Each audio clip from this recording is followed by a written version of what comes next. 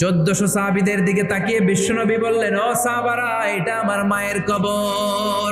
বিশ্বনবী 1400 সাহাবীরে বললেন, জিয়ারত করার সময় কেউ কিন্তু কান্নাকাটি করতে পারবা না। 1400 সাহাবীকে কান্নাকাটি করতে নিষেধ করে বিশ্বনবী যখন নিজের মায়ের কবরের সামনে দাঁড়ালেন, বিশ্বনবী ছোট্ট বাচ্চার মতো হাউমাউ করে কান্না শুরু করে দিলেন।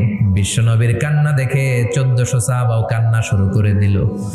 বিশ্বনবী 1400 সাহাবীদের দিকে তাকিয়ে ধমক দিয়ে বলে, তোমরা কাঁদো কেন? সাহাবারা বলে, নবী, আপনাকে আমরা অনেক ভালোবাসি।